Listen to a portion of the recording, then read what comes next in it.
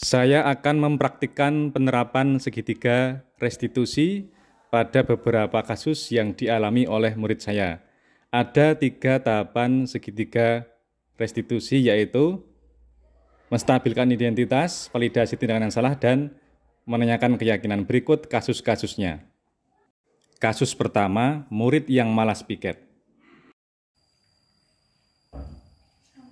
Waalaikumsalam, silakan masuk. Silakan duduk. Selamat siang, Mbak Lingga. Selamat siang, Pak. Apa kabarnya hari ini? Alhamdulillah baik. Apakah kamu tahu Bapak memanggil kamu ke sini karena apa? Tahu, Pak. Bapak mendapat laporan dari teman kelas kamu.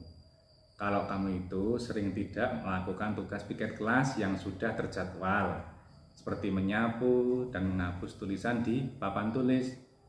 Apakah benar itu? Iya, benar, Pak. Saya bosan dan malas menyapu kelas. Saya kan pengen santai-santai, Pak. Dan lagi pula kan tidak cuma saya yang piket. Jadi seperti itu. Bapak juga pasti bosan kalau mengerjakan kegiatan yang berulang-ulang seperti menyapu kelas. Apalagi piket itu kan datangnya harus lebih pagi dari murid lain. Apa yang kamu lakukan pada saat teman piket kamu menyapu kelas? Ya, saya cuma menonton teman saya yang menyapu, Pak. Saya juga sengaja berangkatnya agak siang sebelum bel biar kelas sudah bersih disapu teman piket dan saya nggak perlu menyapu. Bapak yakin pasti kamu melakukan seperti itu ada alasannya kan? Iya, Pak. Menyapu itu kan capek, Pak. Apalagi kalau pas piket harus datang lebih pagi dari biasanya. Masih untung kamu tidak berpikiran untuk berangkat lebih siang dan terlambat datang ke sekolah demi menghindari menyapu kelas. Iya, Pak. Selama ini kan saya belum pernah datang terlambat ke sekolah, Pak. Kamu tidak akan mencoba datang terlambat ke sekolah kan? Hanya karena menghindari tugas piket kelas. Ya tidak lah, Pak. Saya mana mau datang terlambat ke sekolah, Pak. Kan malu sama teman-teman, Pak. Mari kita lihat lagi tindakan kamu yang tidak mau melakukan tugas piket kelas. Menurut Mbak Linggar, tindakan kamu itu sesuai dengan keyakinan kelas atau prinsip kamu tidak? Tidak, Pak. Lama-lama saya jadi tidak enak juga, Pak, sama teman-teman satu kelas. Jadi, menurut Mbak Linggar, keyakinan atau prinsip apa yang tidak sesuai dengan perbuatan kamu? Saya sebenarnya orang yang menghargai teman, Pak. Tapi karena rasa malas saya kamu, maka saya tidak pernah melaksanakan tugas piket, Pak. Kamu meyakini tidak bahwa menghargai orang lain itu penting buat kamu? Tentu saya yakin, Pak. Bagus, Bapak setuju. Kita perlu saling menghargai antar teman dan juga harus bergotong royong untuk melaksanakan tugas piket kelas.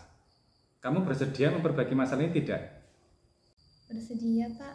Kalau kamu ingin memperbaiki masalah ini, kamu mau jadi orang seperti apa? Saya selalu ingin menjadi orang saling menghargai dan saling gotong royong, Pak. Supaya di kelas tidak ada permusuhan dan kelas selalu kompak, Pak. Bagus. Menurut kamu bagaimana rasanya menjadi orang seperti itu?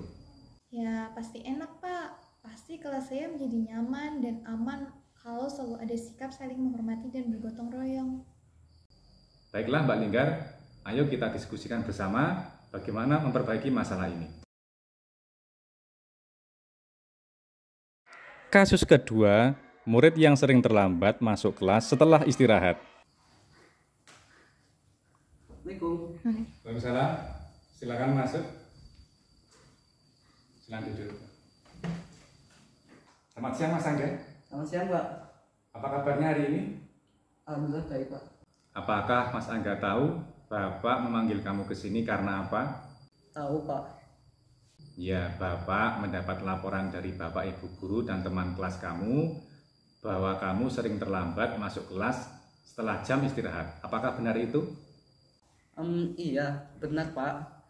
Saya kan kalau makan lama, Pak. Karena saya kalau pagi belum sarapan dari rumah. Apalagi di kantin, saya juga suka ngobrol sama teman dari kelas lain, Pak. Oh, jadi seperti itu. Bapak juga pasti kalau jadi kamu bisa terlambat masuk kelas setelah jam istirahat karena banyak makanan yang ingin Bapak makan di kantin. Ditambah lagi, kamu bertemu banyak teman di kantin pasti asik ya, makan sambil mengobrol sampai lupa waktu. Apa saja yang kamu lakukan di kantin sehingga kamu terlambat masuk ke kelas? Saya sarapan, Pak. lalu makan gorengan sambil ngobrol dengan teman kelas lain yang juga terlambat masuk kelas. Bapak yakin pasti kamu melakukan seperti itu ada alasannya kan? Iya Pak, saya di rumah jarang sarapan Pak, karena saya kalau pagi bangunnya kesiangan, dan kalau sarapan dulu di rumah nanti bisa terlambat masuk sekolah. Masih untung kamu tidak terlambat datang ke sekolah hanya karena bangun kesiangan dan memilih untuk tidak sarapan di rumah supaya tidak terlambat. Iya Pak, selama ini kan saya belum pernah datang terlambat ke sekolah. Kamu tidak akan mencoba datang terlambat ke sekolah kan hanya karena bangun kesiangan dan sarapan di rumah, bukan? Ya tidak Pak, saya mana berani datang terlambat ke sekolah Pak. Nanti kalau orang tua saya tahu terlambat ke sekolah nanti pasti dimarahin. Mari kita lihat lagi tindakan kamu yang sering terlambat masuk kelas setelah jam istirahat. Menurut Mas Angga, tindakan kamu itu sesuai dengan keyakinan kelas atau prinsip kamu tidak? Tidak Pak, setiap kali saya masuk kelas pasti saya ditertawakan teman-teman dan dimarahin guru yang sedang mengajar. Jadi, menurut kamu, keyakinan atau prinsip apa yang tidak sesuai dengan perbuatan kamu? Saya sebenarnya dari dulu orangnya disiplin Pak, tetapi karena di SMK ini ada teman yang mengajak saya terlambat masuk kelas, jadinya saya ikut-ikutan Pak. Kamu meyakini tidak bahwa sikap disiplin itu penting bagi kamu? Tentu, saya yakin Pak. Bagus, Bapak setuju. Kita harus bersikap disiplin dan menghargai orang lain, terutama Bapak Ibu guru yang sedang mengajar di kelas setelah jam istirahat. Kamu bersedia memperbaiki masalah ini? Bersedia Pak. Kalau kamu ingin memperbaiki masalah ini, kamu mau jadi orang seperti apa? Saya ingin menjadi orang yang berdisiplin waktu dan menghargai orang lain supaya saya juga dihargai oleh orang lain. Bagus. Menurut kamu, bagaimana rasanya menjadi orang seperti itu? Ya pasti enak Pak. Pasti saya besok kalau kerja jadi terbiasa Pak dengan hidup disiplin dan menghargai orang lain supaya banyak teman. Bagus sekali Mas Angga. Ayo kita diskusikan bersama bagaimana memperbaiki masalah ini.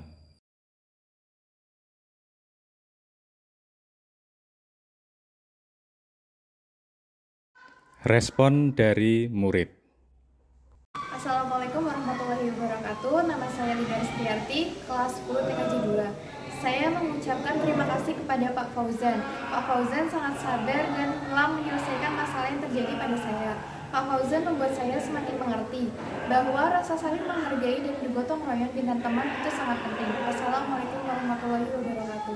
Assalamualaikum warahmatullahi wabarakatuh. Nama saya Angga Dwi Priyatna dari kelas 11 Teknik Kendaraan Ringan Otomotif. Saya baru kali ini merasa nyaman diajak berdiskusi dengan guru, yaitu Pak Fauzan, untuk menyelesaikan masalah saya yang sering terlambat masuk kelas. Pak Fauzan mempunyai cara berbeda dengan kebanyakan guru lain dalam menyelesaikan masalah saya. Terima kasih Pak Fauzan. Wassalamualaikum warahmatullahi wabarakatuh. Salam sehat untuk Bapak Ibu guru hebat.